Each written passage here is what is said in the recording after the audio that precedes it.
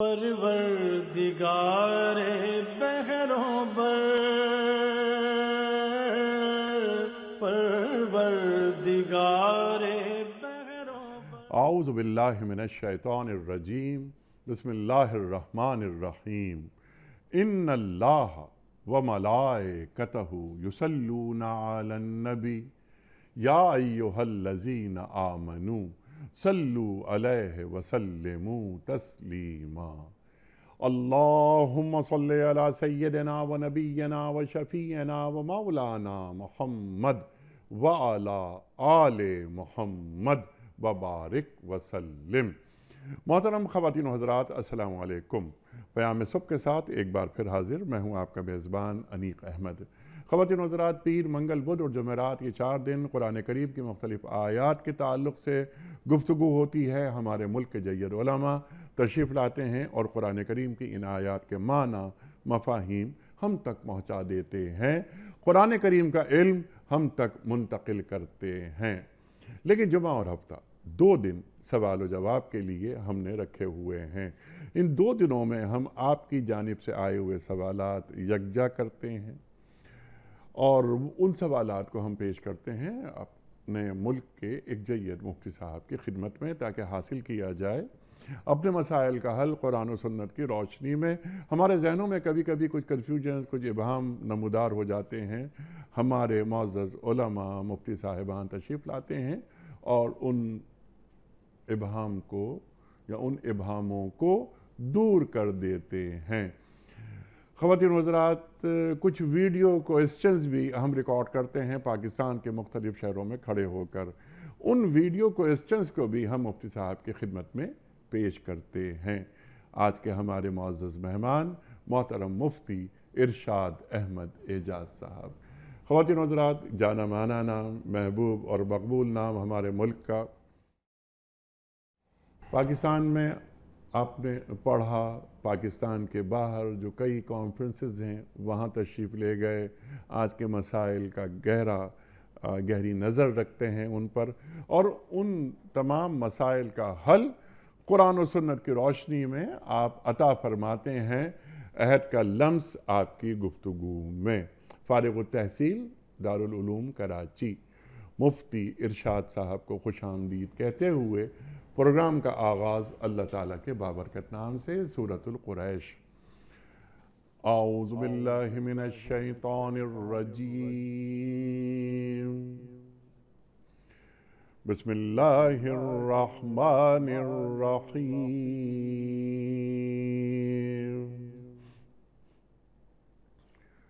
لإيلاف قريش إيلافهم رحلة الشتاء والصيف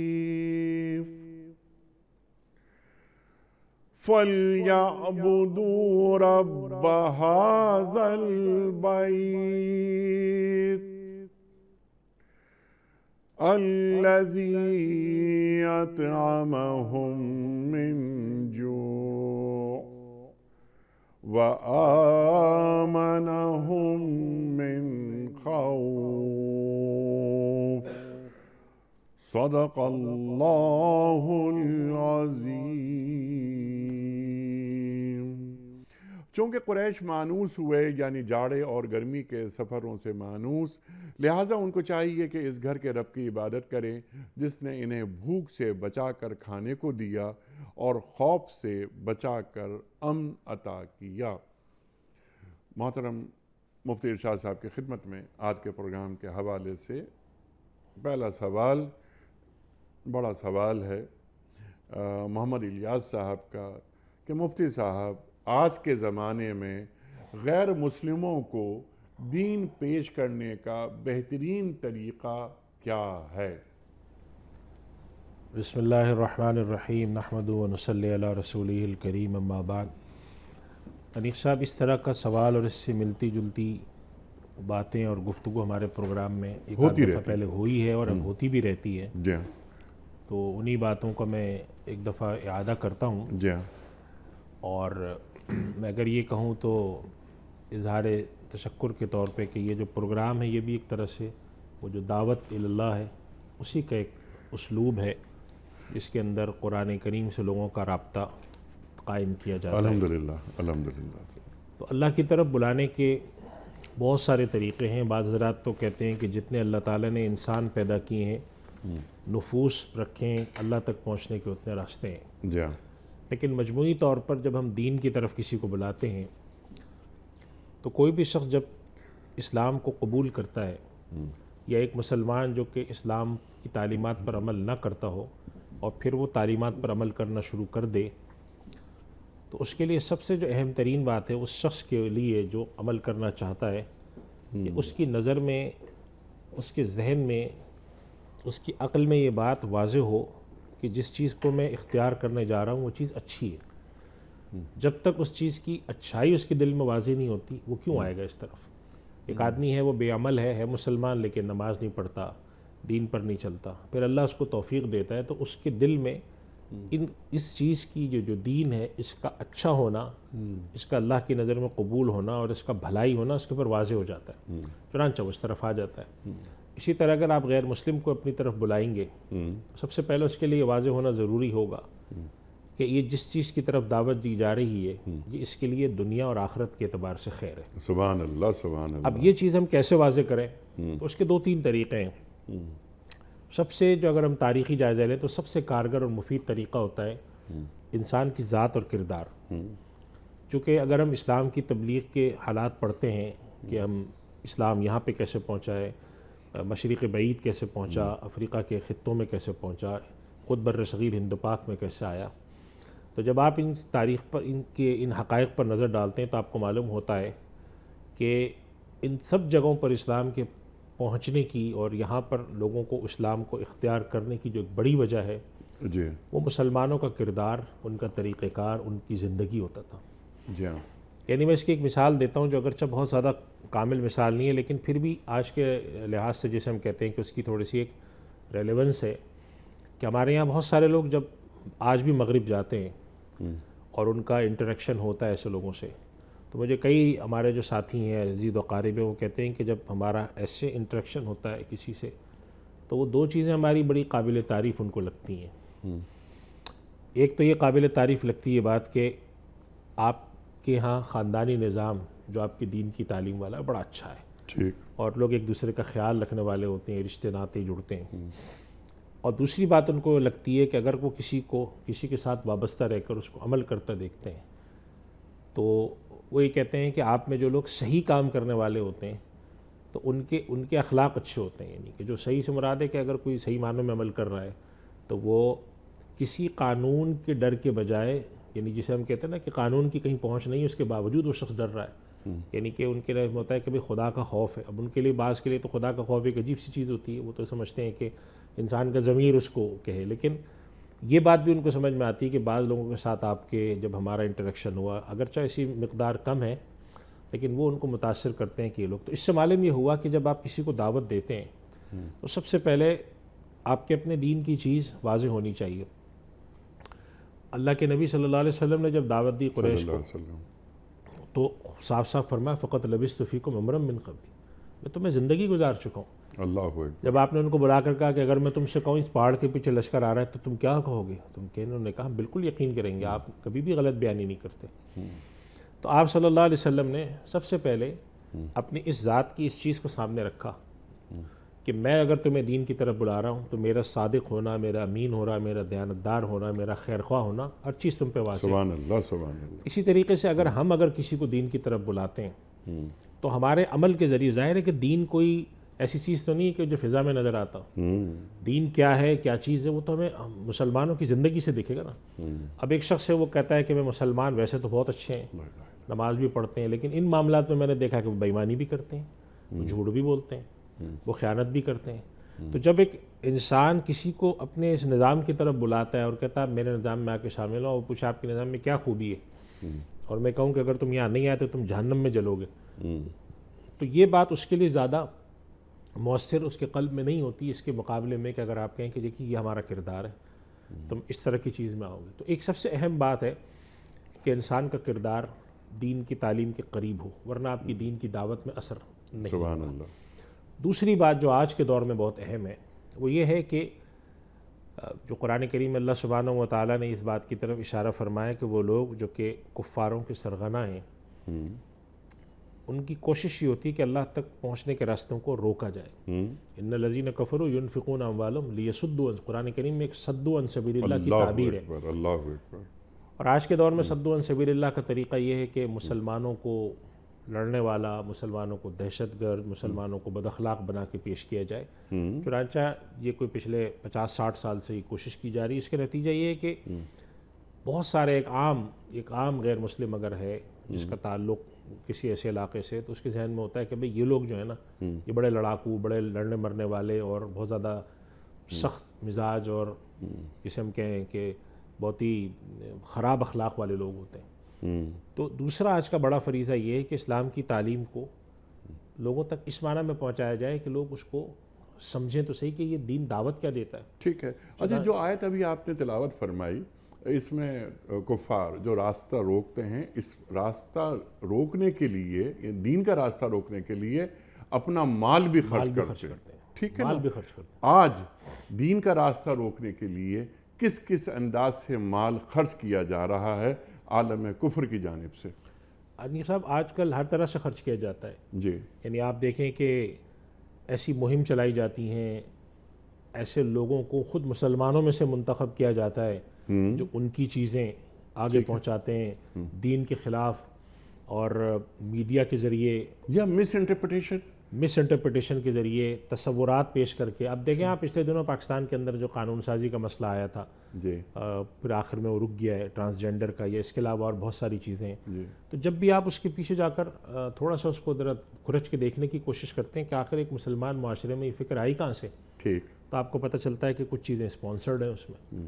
تو یہ جو چیزیں ہوتی ہیں کہ آپ بعض ایسی کاموں کو اسپانسر کریں جس کے اندر ڈیفیمیشن جسے ہم کہتے ہیں کہ سامنے والوں کے بارے میں بدگمانیاں پیدا کرنا، ان کی دین کے بارے میں ایسی چیزیں کرنا، تو یہ سارا اور بہت ساری تفصیلات آپ مجھ سے زیادہ بھی واقف ہیں کہ مال خرچ کر کے کوشش کرنا کہ اگر کوئی شخص ادھر متوجہ ہو سکتا ہو تو اس کو یہاں متوجہ ہونے سے روکا جائے، اسے کنفیوز کر دیا جائے، خود مسلمانوں کو کیا جائے. جی ڈاکٹر صاحب، یہ بھی آپ بات فرما دیجئے گا، ہماری تعلیم کر دیجئے کہ جس طرح قرآن کریم کے لفظوں میں تحریف نہیں ہو سکتی، اس طرح قرآن کریم کے جو معنی ہیں اس میں بھی تحریف نہیں ہو سکتی. بالکل ایسے ہی ہے. قرآن کریم میں تو اللہ سبحانہ و تعالیٰ فرماتے ہیں ان الذین یلحدون فی آیاتنا لا یخفون علینا. جی. جو ہماری آیات کے اندر الحاد یعنی ٹیڑھ میڑ کرتے ہیں، توڑ موڑ کر کے پیش کرتے ہیں، لا یخفون علینا، وہ ہم پر پوشیدہ نہیں ہے.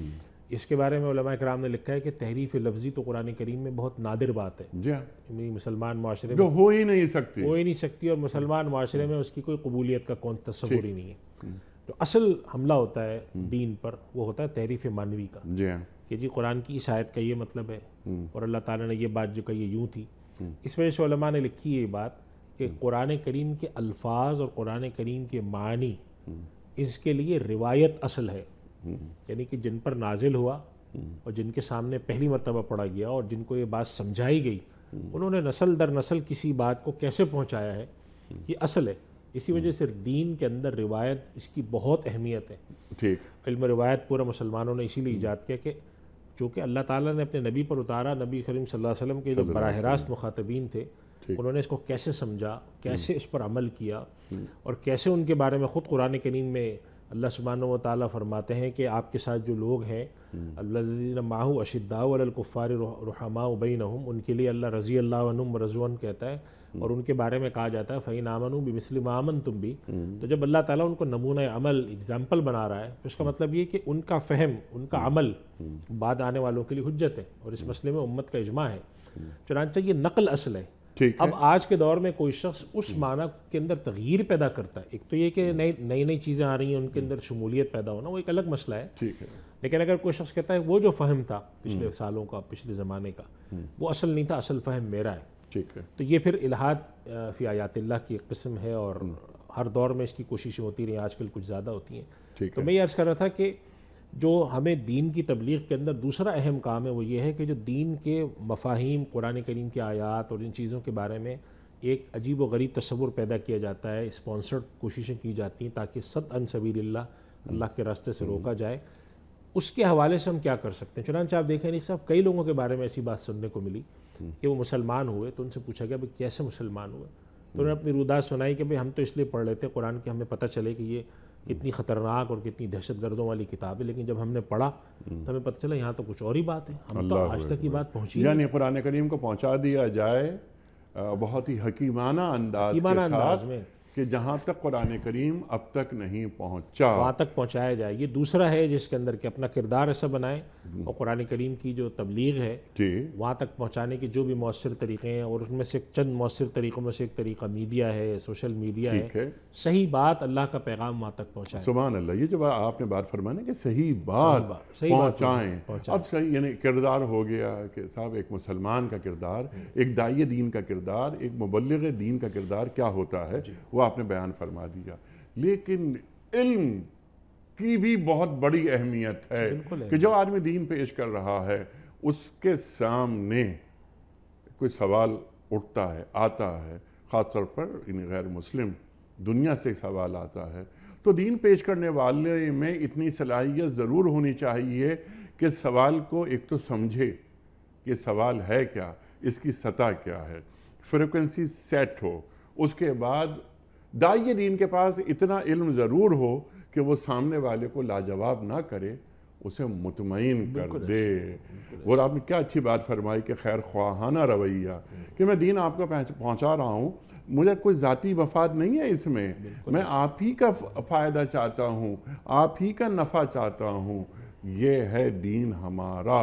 اور تم غیر مسلم ہو, اگر تم مسیحی ہو مثال کے طور پر, اور تم دین قبول کر رہے ہو, تو تم تبدیل مذہب نہیں کر رہے, تم تکمیل مذہب کر رہے ہو, اور اپنے رسول یعنی مسیح علیہ السلام ان کی جو بشارت ہے اسے پورا کر رہے ہو.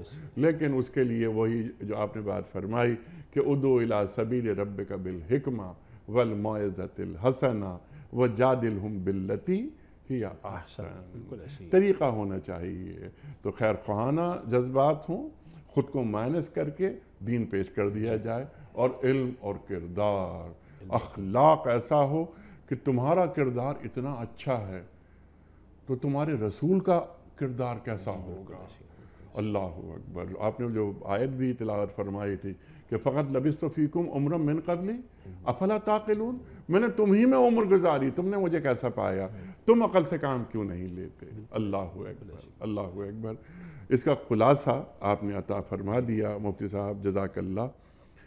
ایک اور سوال ہے اس سے قریب تر, وہی ایک بڑا سوال ہے سبحان بیگ صاحب کا, کہ قرآن کریم کو عربی زبان میں نازل کیوں کیا گیا ہے. مشکل سوالات آ رہے ہیں. اور یہ بھی بتائیے کہ کہا جاتا ہے کہ قرآن کریم میں ہر چیز کا ذکر موجود ہے جس کا تعلق زمین و آسمان سے ہے, اس کا کیا مطلب ہے؟ دیکھیے قرآن کریم کو اللہ سبحانہ و تعالیٰ نے عربی میں کیوں نازل فرمایا, اس کے بارے میں دو باتیں. ایک تو یہ کہ اس پر بہت تفصیل ہے کہ اللہ تعالیٰ نے عربی کو کیوں منتخب کیا اور ایسا کیوں ہوا, لیکن جو اصل بات ہے جو ہمارے اور آپ کے لیے کافی جواب ہے وہ یہ ہے کہ اللہ تعالیٰ نے قرآن کریم کو یا آخری نبی صلی اللہ علیہ وسلم کو کسی نہ کسی زبان میں تو بھیجنا تھا. جیسے پہلے جو کتابیں نازل ہوئیں وہ کوئی عبرانی, سریانی, اس طرح کی زبانوں میں نازل ہوئیں, تو اللہ تعالیٰ نے کوئی ایک زبان منتخب کرنی تھی. اب وہ اختیار کس کا ہے, وہ مشیت اللہ کی ہے کہ اللہ نے آخری نبی صلی اللہ علیہ وسلم کو منتخب کرتے ہوئے عربی کا کیوں انتخاب کیا, اس زمانے میں جو اور زبانیں رائج تھیں ان میں سے کسی اور کا انتخاب کیوں نہیں کیا. تو ظاہر ہے کہ اللہ کی مشیت ہے, اور اللہ سبحانہ و تعالیٰ اس بارے میں جو چاہیں وہ فیصلہ فرماتے ہیں کہ جس کو چاہیں وہ اپنا رسول بناتے ہیں, جس کو چاہیں وہ کرتے ہیں. تو ایک تو مشیت, اور اس کے ساتھ ساتھ علماء نے اس پر بڑی گفتگو کی ہے کہ عربی زبان کے اندر اللہ تعالیٰ نے جو کمالات رکھے ہیں. تو ایک بات ہمیں یہ سمجھ میں آتی ہے کہ عربی زبان چند ان بڑی زبانوں میں سے جس کے اندر اللہ سبحانہ و تعالیٰ نے بہت جامعیت رکھی ہے, بہت جسے ہم کہتے ہیں کمپریہنسو لینگویج ہے. اس کے اندر انسانی زندگی, انسانی طرز بود و باش, حیات, دنیا، ان سب کے حوالے سے اللہ تعالیٰ نے معنی اور الفاظ رکھے ہیں۔ جی ہاں، اس وجہ سے ممکنہ طور پہ اللہ تعالیٰ نے جس کو اختیار فرمایا اس کی ایک وجہ یہ بھی ہو سکتی ہے، لیکن اصل بات یہ ہے کہ اللہ کی مرضی، اللہ نے اس زبان کو منتخب کیا۔ اس سے پہلے جو کتابیں آئیں وہ عربی میں نہیں آئیں، اور زبانوں میں آئیں، ان کو اللہ نے منتخب فرمایا۔ تو اس وجہ سے ایک تو یہ بات ہے، اور قرآن کریم میں اس طرف اشارہ بھی وما ارسلنا من رسول الا بلسان قومی، کہ ہم نے ہر نبی کو اپنی قوم کے اپنے جو جس قوم میں ان کو مبعوث کیا گیا تو ان کے جو وہاں زبان بولی جاتی تھی ان اہل زبان میں اللہ نے پیدا کیا۔ تو اس کا مطلب یہ ہوا کہ ہر نبی جو آئے ہیں چاہے وہ دنیا کے کسی بھی خطے میں آئے ہوں تو وہ نبی وہیں کی زبان بولتے تھے۔ یہاں پر ایک سوال آپ کی خدمت میں ہے، جو بھی نبی جو بھی رسول آئے اللہ کی طرف سے، آپ نے واضح کر دی یہ بات، وہ اسی قوم کے لیے تھے، ہے نا، وہ اسی قوم کے لیے تھے، اسی امت تھی، جغرافیائی طور پر وہ اسی خطے میں ہی رہے تو اسی زبان میں ہی بات کرنی تھی۔ انی رسول اللہ الیکم جمیعا، سرکار دو عالم صلی اللہ علیہ وآلہ وسلم تمام کائنات کے لیے رسول، ختم نبوت، اللہ اکبر۔ تو ان رسولوں میں اور سرکار دو عالم صلی اللہ علیہ وآلہ وسلم کی رسالت میں تو بہت فرق ہے نا۔ جی، اللہ کے نبی صلی اللہ علیہ وسلم کی رسالت جو ہے وہ قرآن کریم میں اللہ تعالیٰ فرماتے ہیں کافۃ للناس، جی ہاں، کہ آپ کو تمام انسانیت کے لیے مبعوث کیا گیا رہتی دنیا تک۔ ٹھیک، یعنی کہ اللہ تعالیٰ نے جب دنیا کو ختم کرنے کا فیصلہ فرمانا ہے اس وقت تک جو انسانیت برقرار ہے، تو اللہ کے نبی صلی اللہ علیہ وسلم کو اللہ تعالیٰ نے ان کے لیے منتخب فرمایا۔ ان میں ہر طرح کے لوگ ہوں گے، عربی بولنے والے بھی ہوں گے، عربی نہ بولنے والے بھی ہوں گے، ہم جیسے بھی ہوں گے، یعنی جن کو عرب اور عجم دونوں کہتے جی ہیں۔ ہاں، لیکن اللہ سبحانہ و تعالیٰ نے ظاہر سی بات ہے کہ اگر عربی کے علاوہ دیکھیں تو کئی سو کئی ہزار زبانیں ہیں، تو اللہ سبحانہ و تعالیٰ نے اپنی حکمت سے، اپنے اختیار سے، اپنی مشیت سے عربی زبان کو منتخب فرمایا۔ قرآن کریم کے لیے فرمایا بلسان عربی مبین، بڑی کھلی کھلی صاف واضح زبان میں اللہ نے نازل فرما دیا۔ تو ایک تو یہ کہ اللہ کی مشیت کے تحت ہی فیصلہ ہوتا ہے، اور اللہ کے پاس یہ اختیار ہے کہ وہ جس طریقے سے چاہے جو کتاب جو زبان منتخب فرمائے وہ تو اللہ نے اختیار کی۔ تو ایک تو یہ بات ہمیں ذہن میں رکھنی چاہیے۔ دوسری بات انہوں نے یہ پوچھی کہ قرآن کریم میں ہر چیز ہے، تو دیکھیں اس بات کا مفہوم ہمیں سمجھ لینا چاہیے کہ قرآن کریم میں ہر چیز سے مراد کیا ہے۔ ہماری مراد اس سے یہ ہے کہ اللہ تعالیٰ نے انسان کے لیے قرآن کریم کو اصلاً کتاب ہدایت بنا کے بھیجا ہے۔ تو اس دنیا میں آخری وقت تک، قیامت آنے تک، انسان کو جس قسم کی بھی ہدایت اپنی زندگی، اپنی معاشی، انفرادی، اجتماعی زندگی گزارنے کے لیے درکار ہے، وہ اللہ تعالیٰ نے قرآن کریم میں نبی کریم صلی اللہ علیہ وسلم پہ قرآن کریم کے الفاظ میں یا قرآن کریم کے معنی اور تشریح کی شکل میں اپنے نبی پر نازل فرما دیے۔ چنانچہ رہتی دنیا تک ہمیں درپیش اپنی زندگی کے لیے وہ کام جس کی بنیاد پر ہم سے آخرت میں سوال ہو، جو ہدایت کی چیزیں، وہ اللہ نے اس کتاب میں اتار دی ہیں۔ کہیں پر وہ کلیات کی شکل میں ہے اور اس کی تفصیل اللہ کے نبی صلی اللہ علیہ وسلم نے اپنے عمل سے کی، اپنے قول سے کی، اپنے فعل سے کی، اور اس کے ساتھ ساتھ امت کو اجتہاد کی طرف ترغیب دے کر اس کا حل بھی پیش فرمایا۔ یہ مطلب اس کا نہیں ہے کہ قیامت تک آنے والے واقعات کا بھی اس میں ذکر ہو، یا کوئی سائنسی حقائق کا بھی اس میں ذکر ہو، یا بہت سارے تاریخی حقائق کا ذکر ہو۔ قرآن کریم اس چیز کی کتاب نہیں، اصلاً جو کتاب ہدایت ہے، قرآن کریم کا جو اصل موضوع ہے کہ قرآن کریم کے بارے میں اللہ سبحانہ وتعالیٰ فرماتے ہیں ذالک الکتاب لا ریب فیہ ھدی للمتقین۔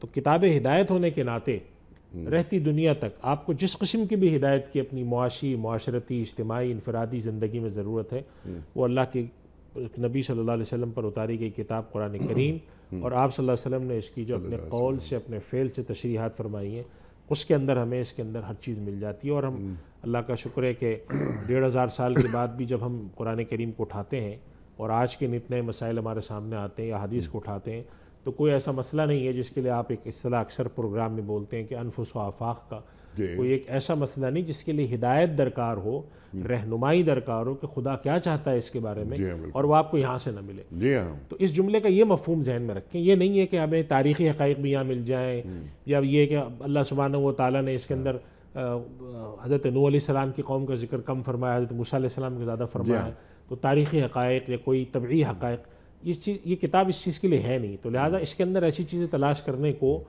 ہمارے علماء نے کوئی پسندیدہ عمل بھی نہیں کہا ہے۔ بعض لوگ کرتے ہیں کہ جی قرآن کریم کے ہم فلاں فلاں چیزوں کی تاریخی حقائق ہم دیکھیں، جہاں تک اللہ تعالیٰ نے ذکر فرمایا بس وہاں تک ہم چلتے ہیں، اور جہاں پہ نہیں ہے تو پھر وہاں علماء اس کے بارے میں، تو اصلاً کتاب ہدایت ہونے کے ناطے اس کے اندر اللہ نے تمام ہدایت کی چیزیں جو ہیں وہ رہتی دنیا تک کے لیے ہمیں عطا فرما دی ہیں، رہتی دنیا تک کے لیے عطا فرما دی، اور رہتی دنیا تک آنے والے انسانوں کے لیے عطا فرما دی۔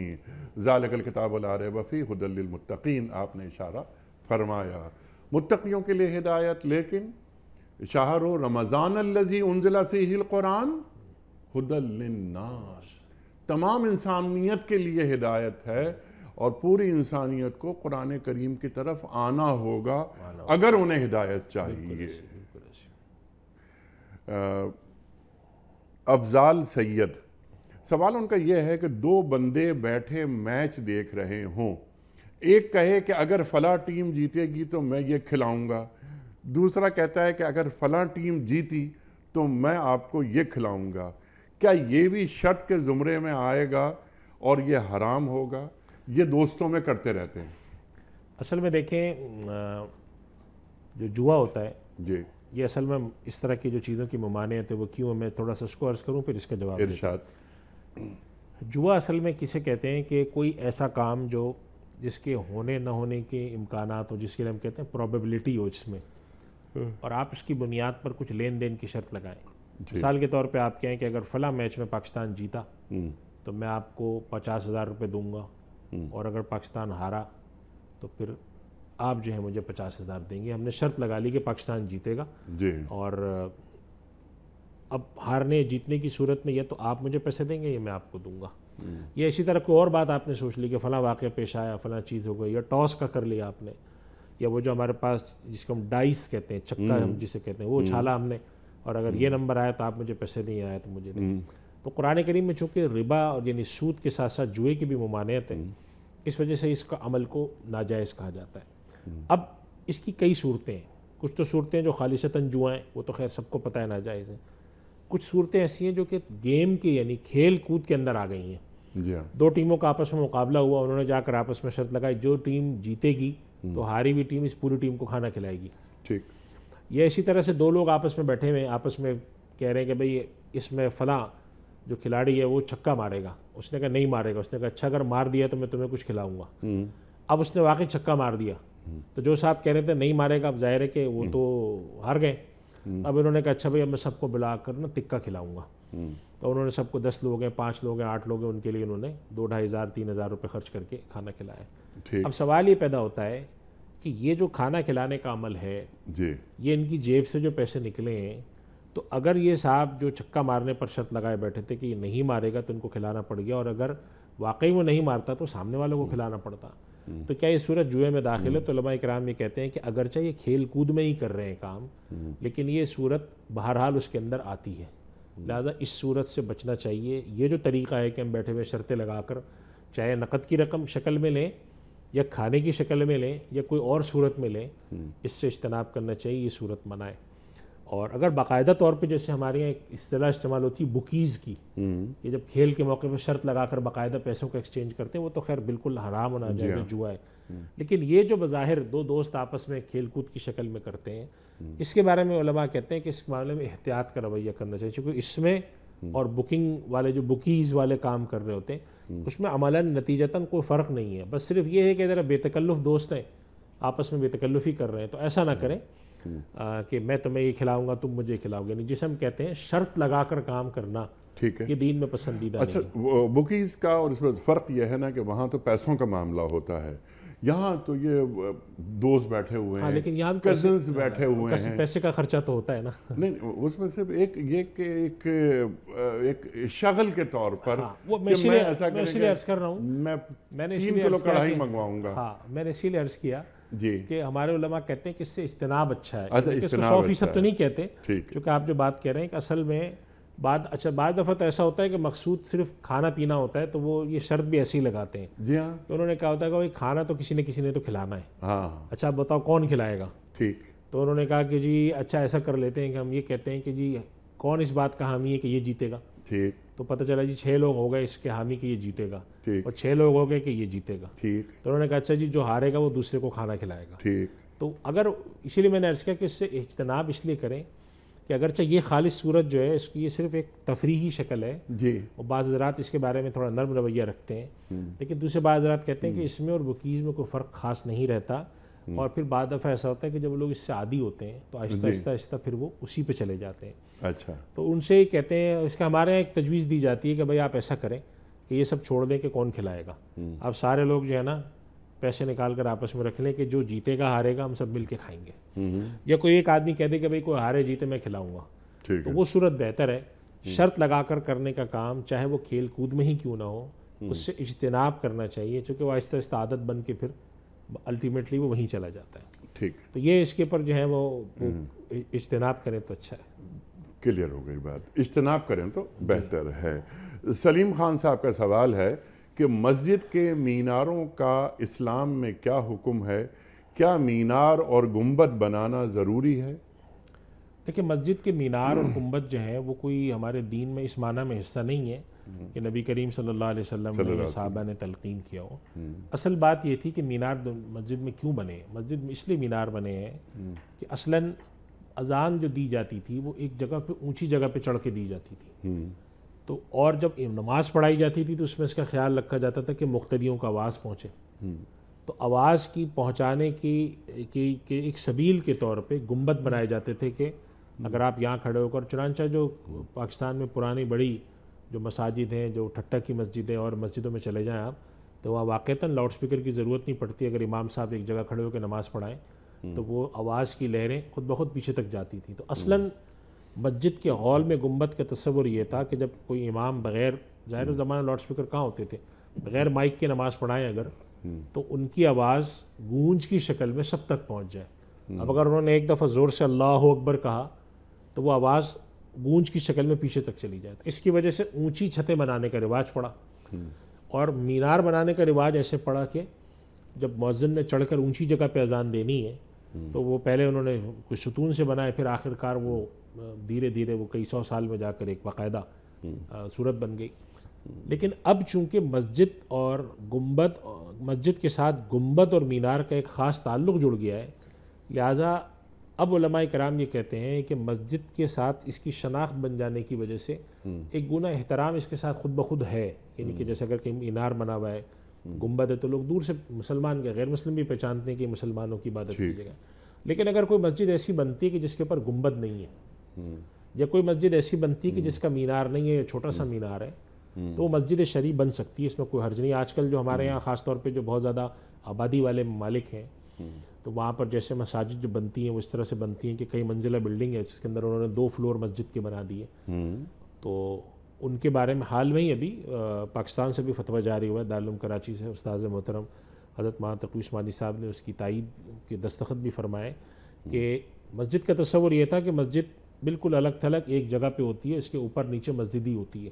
لیکن اب جو دنیا میں جو بڑی آبادی والے جو شہر ہیں تو وہاں پر ایسی مساجد بننا مشکل ہو رہی ہیں. تو کیا ایسی مسجد بن سکتی ہے کہ کوئی 20 منزلہ بلڈنگ ہے جس کے اندر 3 فلور مسجد کے طور پہ مختص کر دیے جائیں؟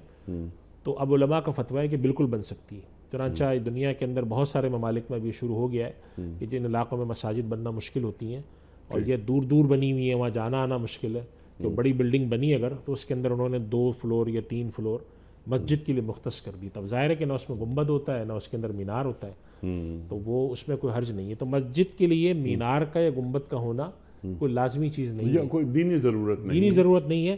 البتہ چونکہ ایک شناخت بن چکی ہے لہذا اگر بناتے ہیں تو اس کے وہ ایک اچھی بات ہے. چنانچہ ہمارے روایت میں ہم دیکھتے ہیں کہ ہمارے یہاں پورے حرمین شریفین میں دنیا میں جتنی بھی مقدس جگہیں اور مشہور جگہیں ہیں مسلمانوں کی، وہاں سب پہ مسجد کے ساتھ ایک مینار ہوتا ہے، اور وہ چونکہ ایک شناخت بنتی ہے. اور امت میں اس پر کبھی علماء کے کسی بھی مسلک کے علماء نے کبھی اس پہ اعتراض نہیں کیا کہ گنبد یا مینار نہ بناؤ. اس وجہ سے اس کا مطلب ہے کہ اس کی قبولیت پر امت میں یعنی تعامل اس پر جاری ہے، لہٰذا اس کو کرنے میں کوئی حرج نہیں ہے. لیکن ایسی دینی ضرورت نہیں ہے کہ اس کے بغیر مسجد ہی نہ بنے. یہ دینی تہذیبی شناخت روایت اور شناخت ہماری بن چکی ہے، اور کوئی اس پہ رکاوٹ کا کوئی قباحت نہیں ہے، اور لازم بھی نہیں ہے، اور لازم بھی نہیں ہے. ٹھیک ہے۔ یاسمین صاحبہ کا سوال یہ ہے کہ دکاندار کو اگر خواتین سلام کریں تو کیا ان کو جواب دے سکتے ہیں خواتین، اور کیا خواتین کا دکاندار کو سلام کرنا جائز ہے؟ دیکھیں سلام دعا کرنا شرعاً کوئی حرج کی بات نہیں ہے، یعنی کہ ظاہر ہے کہ جب ایک انسان کسی کے پاس جاتا ہے تو سلام کر سکتا ہے۔ البتہ ہمارے یہاں جو آداب ہیں وہ یہ ہیں کہ، اور ہمارے یہاں خواتین اس کا خیال بھی رکھتی ہیں کہ جا کر جب کسی کے ساتھ جو اجنبی ہے اگر اس کے ساتھ کوئی گفتگو کرنی ہے، کوئی سلام دعا کرنی بھی ہے تو وہ ایک ذرا سے خاص ایک لہجے میں، جسے ہم کہتے ہیں کہ بہت زیادہ بے تکلفانہ لہجہ نہیں ہوتا، ایک جسے ہم کہتے ہیں کہ فارمیلٹی کے ساتھ بات چیت کی جاتی ہے، سلام کر کے ان سے چیز پوچھ لی، تو اس میں شرعاً اس کی گنجائش ہے۔ جہاں پر علماء کرام نے کہا ہے کہ اس کی ضرورت نہیں، وہاں پہ مراد یہ ہے کہ اصلاً ایک نامحرم اور اس طرح کے معاملے میں کوئی بے تکلف رشتے کی ضرورت نہیں ہے، ٹھیک، اگر آپ کو کوئی ضرورت ہے تو بغیر اس کے کر لیں۔ لیکن اگر آپ نے جا کر سلام کر بھی لیا اور ایک عام سے ایک طریقے کے تحت کیا ہے جو کہ معاشرتی طور پر جس کو لوگ ناپسند نہ کرتے ہوں، تو اس میں کوئی حرج نہیں کر سکتے ہیں، ٹھیک ہے، جائز ہے یہ۔ گلزار رسول صاحب، گلزار رسول، میں نے پہلی مرتبہ یہ نام سنا، ان کا سوال یہ ہے آپ کی خدمت میں کہ مجبوری میں سوال کرنا کیسا ہے؟ مثلاً کسی کی بچی کا نکاح ہونے والا ہے اور بظاہر کوئی انتظام نہیں ہو سکا، تو ایسے وقت میں لوگوں سے سوال کیا جا سکتا ہے؟ دیکھیں سوال کرنے کا جو لفظ ہے اس کے مقابلے میں اگر آپ یوں کہیں کہ لوگوں سے تعاون کے حوالے سے درخواست کرنا، کیونکہ سوال کرنے کا تو مطلب ہے کہ گویا کہ آپ نے جا کے مسجد میں اعلان کر دیا یا اس طرح کی بات کی۔ اگر ایک آدمی ضرورت مند ہے، اس کے یہاں کوئی بڑا خرچہ آ رہا ہے اور وہ جا کے لوگوں سے کہتا ہے میرے یہاں بچی کی شادی کا سلسلہ ہے اور اگر آپ لوگ میرے ساتھ کچھ تعاون کر دیں تو گنجائش تو ہے شرعاً، لیکن یہ ہے کہ بہتر یہ ہے کہ آدمی ایسا نہ کرے۔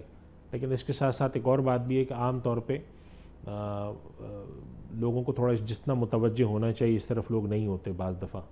ایک آدمی ہے، اس کے گھر میں شادی ہے، نکاح ہے بچی کا، تو ظاہر سی بات ہے کہ آپ کتنی سادگی کے ساتھ کریں، کچھ تو خرچہ ہوگا۔ اب وہ ضرورت مند ہے تو لوگوں کو، ہمارے یہاں ایسا تو کوئی نظم ہے نہیں، جیسے بعض برادریوں میں اچھا نظام ہے کہ انہوں نے اپنے ترتیبیں بنا رکھی کہ شادی ہونے والی ہے تو آپ جا کر درخواست جمع کرا دیں، اور باقاعدہ طور پہ اس میں ان کے یہاں ہوتا ہے، یعنی اس میں کوئی ممانعت نہیں ہوتی کہ کوئی عیب کی بات ہے، پردہ پوشی کے ساتھ وہ جمع کرا دیتے ہیں درخواست، ان کی امداد کر دی جاتی ہے۔ اب بہت ساری جگہوں پہ ایسا سلسلہ نہیں ہے تو وہ آدمی اپنی بات جا کر کس سے کہے آخر؟ ظاہر ہے کہ اپنے عزیز و قارب سے کہے گا، یا ہو سکتا ہے کہ وہ کوئی مسجد کے امام صاحب سے جا کر سرگوشی میں بات کر لے کہ میرے گھر میں بڑی ضرورت ہے اور میں پریشان حال ہوں اور یہ میرے گھر میں ایک ضرورت آن پڑی ہے لیکن میرے کوئی اسباب نہیں ہو رہے، آپ میرا کوئی بندوبست کرا دیں۔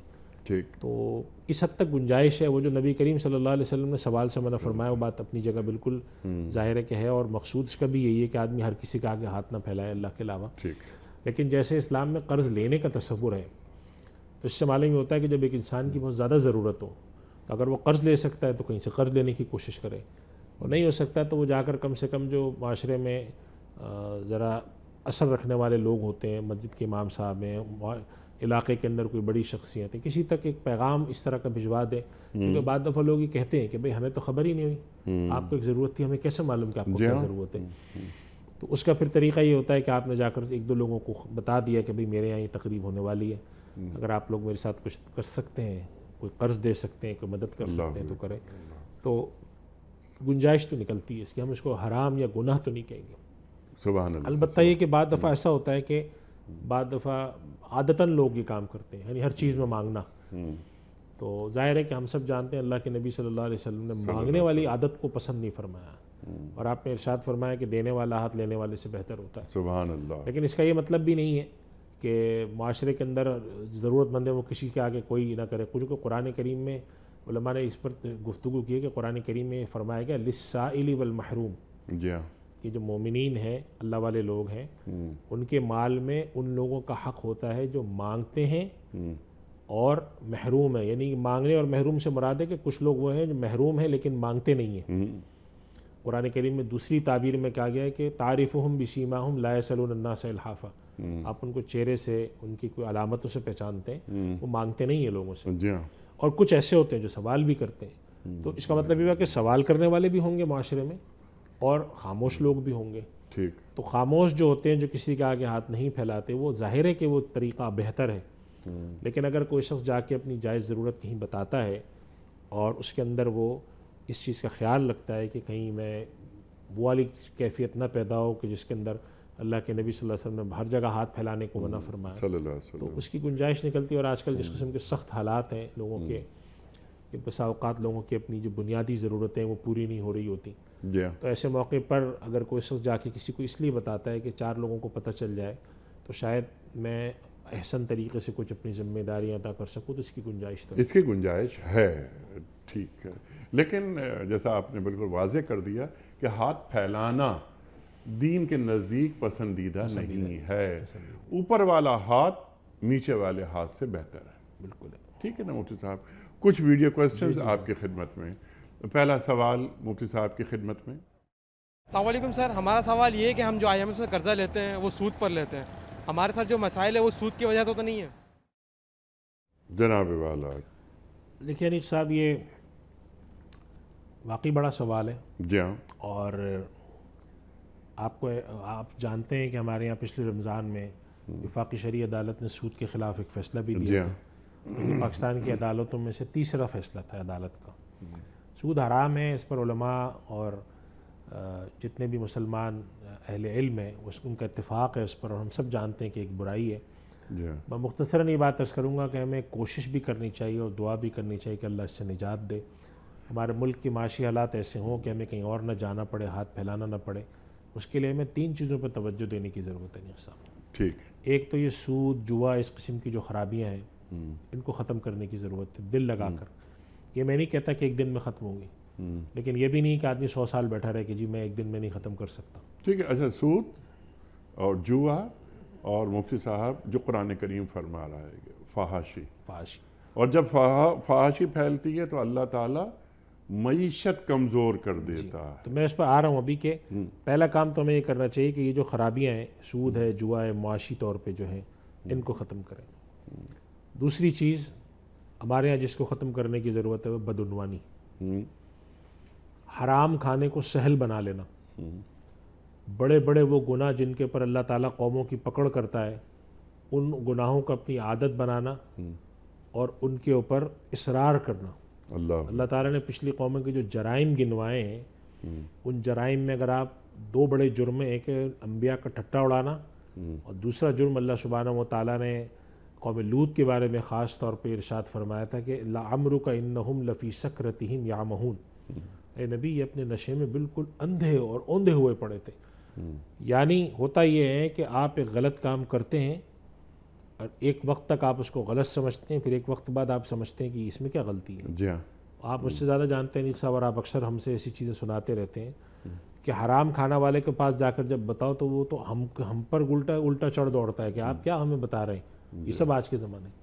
تو بدعنوانی، سود، جوا، بدعنوانی اور بد انتظامی، کہ آپ کے یہاں بیڈ گورننس ہو. اللہ سبحانہ و تعالیٰ نے انسان کو انتظام سکھایا. خلفائے راشدین حضرت عمر رضی اللہ تعالیٰ عنہ کا جو بڑا مشہور واقعہ آتا ہے، جس کے اندر انہوں نے مسلمانوں میں زمین تقسیم کرنے نہ کرنے کے پر جو فیصلے فرمائے ہیں انتظامی، تو اس سے معلوم یہ ہوتا ہے کہ انتظام، مملکت کا انتظام احسن طریقے سے چلانا، یہ رسول اللہ صلی اللہ علیہ وسلم کی تعلیم اور خلفائے راشدین کی سنت ہے. اب اگر انتظام کو بد طریقے سے چلائیں، خراب چیزیں رکھیں، توجہ نہ دیں. اور چوتھی اور آخری بات انیق صاحب جس پر آپ نے توجہ دلائی، کہ ان گناہوں کو اپنے یہاں عمومی رنگ دینا، معاشرے میں قبولیت پیدا کرنا، جن گناہوں کو اللہ سبحانہ و تعالیٰ نے سختی سے منع فرمایا، جن کو فحشا کہا گیا، جن کو منکر کہا گیا، تو اپنے یہاں ان چیزوں کا ختم کرنا ضروری ہے. کہ چاہے آپ ہمارے یہاں شراب کا رواج ہو، چاہے ہمارے یہاں فحاشی کا رواج ہو، چاہے بدعنوانی کا رواج ہو، حرام کھانے کا رواج ہو، حقوق مارنے کا، جب معاشرہ اس طریقے سے اپنے آپ کو ٹھیک نہیں کرتا تو من جانب اللہ مدد نہیں آتی. من جانب اللہ بعض چیزوں پر امت پر حدیث شریف میں آتا ہے زلزلے آتے ہیں، آسمان برسنا چھوڑ دیتا ہے، زمین سے رزق نکلنا ختم ہو جاتا ہے. تو اس کی وجہ سے پھر جب انسان مجبور و محتاج ہوتا ہے تو پھر وہ سود پر بھی قرضے لیتا ہے، وہ لوگوں کے آگے ہاتھ بھی پھیلاتا ہے. اور وہ ابھی جو ہم جس زمانے سے گزر رہے ہیں، جس کے اندر IMF کے حالات ہیں، کتنا بعض دفعہ ایک احساس تذلیل ہوتا ہے ہمیں کہ بھئی کیا ہماری اقوام میں عالم میں ایک حیثیت ہے کہ لوگ آ کر جو ہے کوئی ٹھٹا اڑا رہا ہے، کوئی مذاق اڑا رہا ہے کہ بھئی ان لوگوں کو دیکھو. تو ظاہر ہے کہ اس کے اندر ہماری بد انتظامی کا بھی دخل ہے، بدعنوانی کا بھی دخل ہے، اور چیزوں کا بھی دخل ہے. کچھ بین الاقوامی اور چیزیں بھی ہیں اس میں یہ نہیں کہہ رہا کہ ایک ہی اس کا عوامل میں صرف ایک ہی عامل کارگر ہے، بلکہ اور سارے عوامل ہیں. لیکن اور قرآن کریم کی جو وہ آیتیں وہ ہمیں اپنے سامنے رکھنی چاہیے جس میں اللہ تعالیٰ فرماتے ہیں ان اللہ لا یغیر ما بقوم حتی یغیروا ما بانفسہم. اگر ہم چاہتے ہیں کہ ہمارے احوال بدلیں، جی ہاں. دین اور دنیا کے رخ پر ہم کریں، تو ہمیں اپنے یہاں بہتری لانی پڑے گی. اپنے اجتماعی اخلاق میں، اپنے انتظام میں، اپنی بدعنوانی ختم کرنے میں، رجوع اللہ میں. ہم سارے کام وہی کرتے رہیں اور چاہیں کہ اللہ کی مدد بھی آ جائے ٹھیک. اور ہماری ساری چیزیں ٹھیک ہو جائے. یہ اللہ کا دستور نہیں ہے. قرآن کریم میں اللہ تعالیٰ فرماتے ہیں لن تجد لسنت اللہ تبدیلا. اللہ اکبر. تو اللہ تعالیٰ اپنی سنت ایسے نہیں بدلتا. تو ہم اپنے یہاں کچھ توجہ دیں ٹھیک ہے. تاکہ ہمیں IMF سے بھی ہماری جان چھوٹے، سودی قرضوں سے ہمارے بڑے بھی اور ہر فرد ہے ملت کے مقدر کا ستارہ، جیسے آپ نے بات فرمائی کہ ہر آدمی اپنے حصے کا کام کرے. بالکل کریں. یہ ضروری ہے تاکہ یہ سود اور یہ جو فحاشی وغیرہ اس سے ہماری جان چھوٹے. کیسی عجیب بات ہے کہ ہم یہ چوروں، لٹیروں، ناجائز منافع خوروں کے ساتھ اٹھنا بیٹھنا چاہتے ہیں، اپنا آئیڈیل بنائے ہوئے ابھی نہیں. اپنا آئیڈیل بنائے ہوئے ہیں، لیکن حشر کے دن ہم صالحین میں اٹھنا چاہتے ہیں.